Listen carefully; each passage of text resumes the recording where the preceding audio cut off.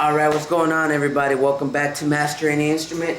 My name is Daniel Valle, and today we're going to be talking about the guitar range. So this is how low and how high your instrument can play, and we're also going to be talking about the octave functions. So if you open up the charts down below and you follow along with me, you're going to have a good time. So let's go.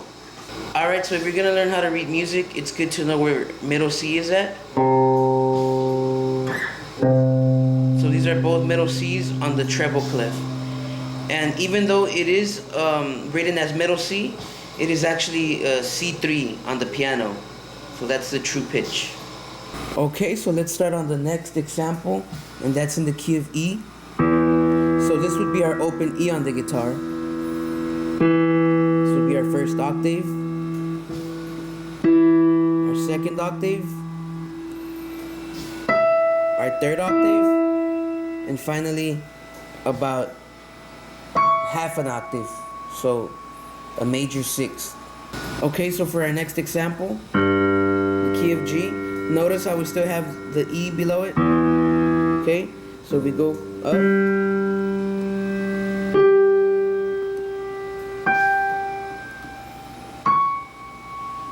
that is still about 3.5 octaves. Okay, so let's do this last example in the key of C. Notice that E is our lowest note, open E. Okay, so 6th string. Alright, now 3rd string. And finally 1st string.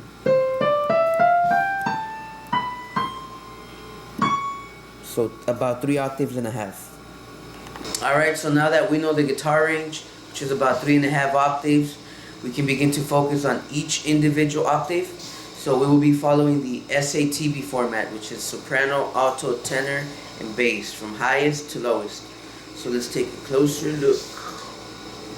Alright, so now we're going to start on our first octave, which are bass notes. Okay, so see the moving bass line?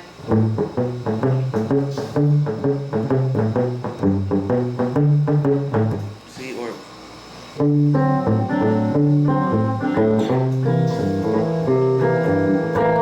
or it's good for triads, but it's going to start to sound a little bit muddier.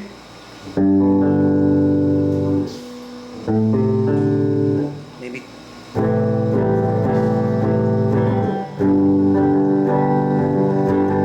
Or also power chords with the optional octave.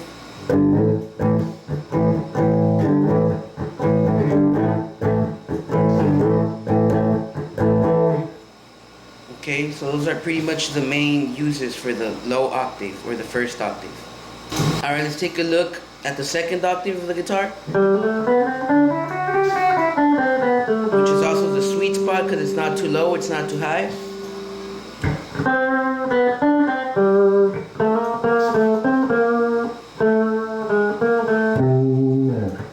See maybe some triads as well.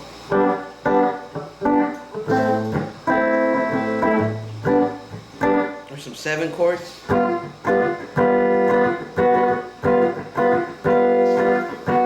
Some triad inversions as well.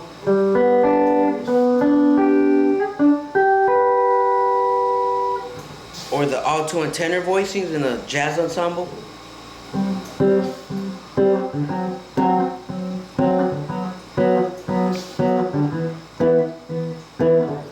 Or maybe even playing some licks, just this octave right here.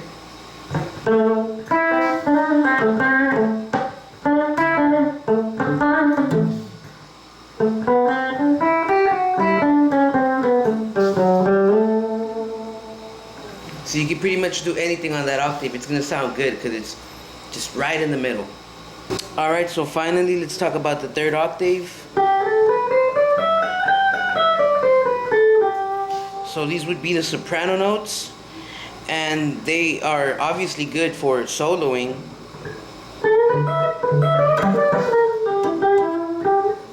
Or, you know, playing playing triads.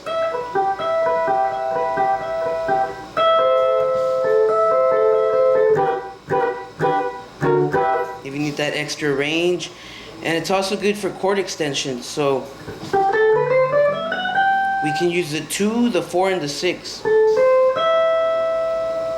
for, let's say, dominant chords. So let's try a G9.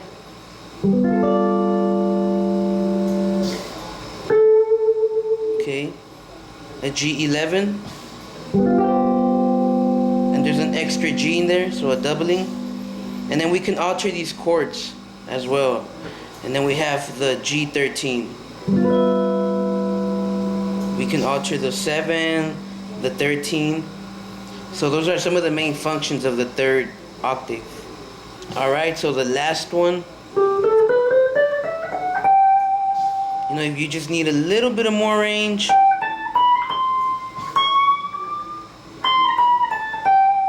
that's like altissimo range. And you know, usually for like slide guitar or just people that shred, you know, and just want that little extra push, that's how you get it.